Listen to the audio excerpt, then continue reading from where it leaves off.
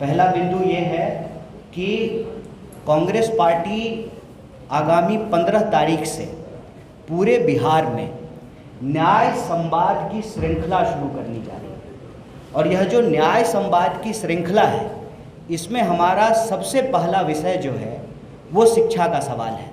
इसी तरह से नौकरी का सवाल, भागीदारी का सवाल और समाज के जो अलग अलग सेक्शन के लोग हैं उनके बीच में कांग्रेस पार्टी जाएगी, उनके साथ संवाद करेगी, उनके दुख तकलीफ़ को सुनेगी और उसी के आधार पर हम न्याय पत्र तैयार करेंगे।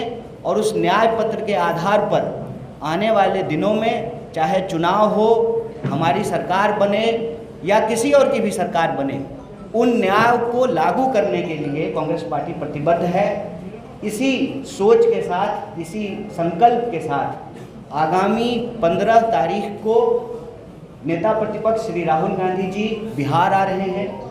दरभंगा में वो छात्रों से संवाद करेंगे और जब वो दरभंगा में छात्रों से संवाद कर रहे होंगे, ठीक उसी वक्त बिहार के अलग अलग जगहों पर 60 से ज़्यादा जगहों पर कांग्रेस पार्टी के देश स्तर के नेता बिहार आ रहे हैं, जिसमें हम विभिन्न हॉस्टलों में जाएंगे। SC/ST हॉस्टल में जाएंगे, EBC हॉस्टल में जाएंगे, महिला छात्रावासों में जाएंगे, अल्पसंख्यक छात्रावास में जाएंगे। साथ ही साथ जहां पर हॉस्टल नहीं है वहां पर टाउन हॉल के अंदर विद्यार्थियों को इकट्ठा करके बिहार के अंदर जो शिक्षा की हालत है उस पर चर्चा करेंगे, संवाद करेंगे। और उसी कड़ी में यह प्रेस वार्ता की गई है और इस प्रेस वार्ता के माध्यम से 5 प्रमुख विषय को हमारे ये मौजूद साथियों ने उठाया है। पहला विषय ये है कि लगातार मांग के बाद जो मौजूदा NDA की सरकार है वह इस बात के लिए स्वीकार की कि आगामी समय में जाति जनगणना की जाएगी।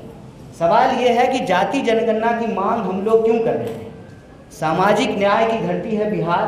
जाति जनगणना की मांग हम इसलिए कर रहे हैं कि कई दशकों तक सामाजिक न्याय की नीतियों को लागू करने के बावजूद, आरक्षण की नीति को लागू करने के बावजूद आज भी आंकड़े ये कहते हैं कि समाज के अंतिम पायदान का जो व्यक्ति है आज भी उसको न्याय नहीं प्राप्त हो रहा है, जिसके बारे में डिटेल से इन साथियों ने आपके बीच में अपनी बात रखी।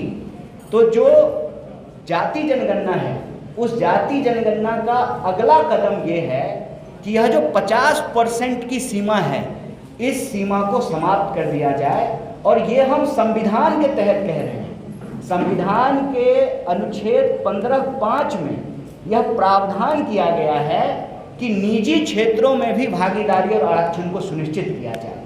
तो पहला मांग ये है कि जाति जनगणना हो और जाति जनगणना वैज्ञानिक तरीके से हो, लीपापोती नहीं हो और सही आंकड़ों के आधार पर 50% की सीमा को समाप्त किया जाए और निजी क्षेत्रों में भी आरक्षण को, भागीदारी को सुनिश्चित किया जाए।